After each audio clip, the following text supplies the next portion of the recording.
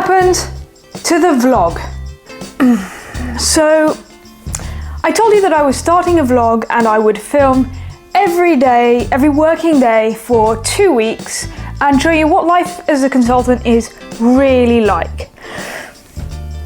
We did 4 days. Now, I didn't actually stop filming. Cue proof. Congratulations for working out that this is not the next morning, but I thought you'd just like to see this lovely sunset we're having.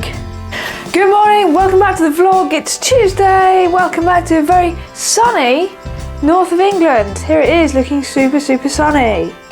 Good morning, welcome back to the vlog. It's another day and it's another travel. Today we're going up to central London to visit the client's London office.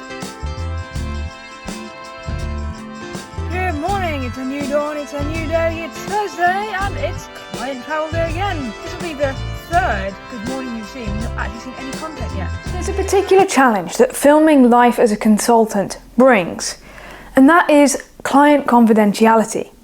Because it's not that I didn't do anything last week, quite the reverse. It was a very busy week and it was full of what to me is very interesting work. But because of client confidentiality, I couldn't actually tell you what that was. Coupled with the fact that I was on the client side for 4 out of 5 days last week, and I can't film in the client side either, it meant that unless I just sat down here and spoke at you, then there wasn't really much to make a sexy film out of. Now, what I should have done is abstracted out the concepts from the client context and explained to you quite generically what it is that I was doing. But something in my head just couldn't quite compute how to do that without giving away client confidentiality, and as I say, it was a really busy week. In a minute I'll explain why. And so I just couldn't quite think how to do it. Look, you could call that excuses, you can call it whatever you want. But I'm now going to give you a quick summary of how the week went and what's in store for next week. Because next week, I think we found the perfect formula. So let's give a quick summary of everything that's happened since the last vlog.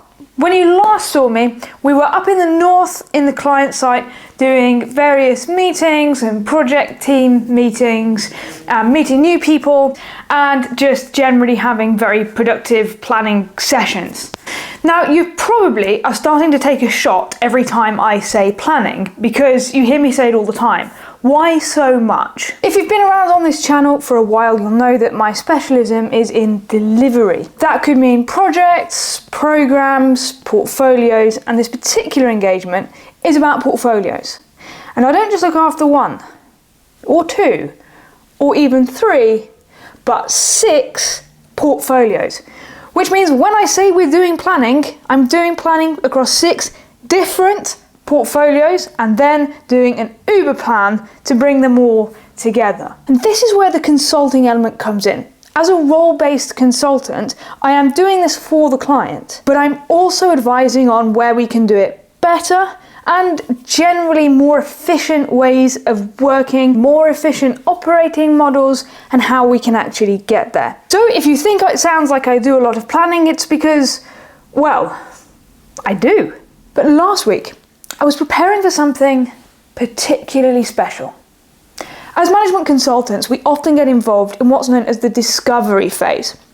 This is the part right at the very beginning where we go out and do effectively a fact-finding mission to find out whether something is possible, whether it's worth doing, how you would do it, and effectively a cost-benefit analysis. Now, as the type of management consultant who sits more on the delivery and operating model, org transformation type stage, I don't personally often get the opportunity to be involved in the discovery part. Normally, someone else has done that and I'm taking the outputs and making it all happen. But this time, it's different. Now, of course, with client confidentiality, I can't tell you what that is, but there are a few things I can tell you. There are various ways that you can approach a discovery piece. One might be to do client stakeholder interviews.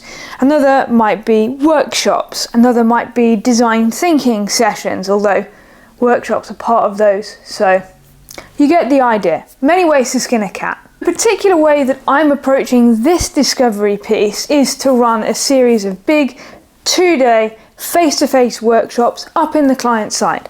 And so once again, tomorrow we are going north. This time we're going really north. We are in fact going what is for me record-breaking north. But it's not the fact we're going north that matters. The point is, we are going to do face-to-face workshops over 2 days where we have a big kickoff session and then break into multiple work streams that are going to run in parallel, each doing their own analysis piece. And then at the end, we bring them all back together. Sounds simple enough, right? Well, yeah, but here's the thing. The timelines are pretty tight. And that's actually very common when you're doing discovery work, because you're asked the question, you find the facts, the client wants to know the answer pretty quickly. So what next week looks like is 2 days of actual workshop gathering the data. I then have 24 hours to turn around that analysis and synthesize it into a meaningful conclusion. Now, when you're doing that across X number of work streams, it's a bit of a tight order, but this is the type of exciting work that I don't get to do all that often because of the nature of the type of consultant that I am. So when I do, absolutely love it. Also, because 2 days goes by pretty quickly, I have planned it to almost the second.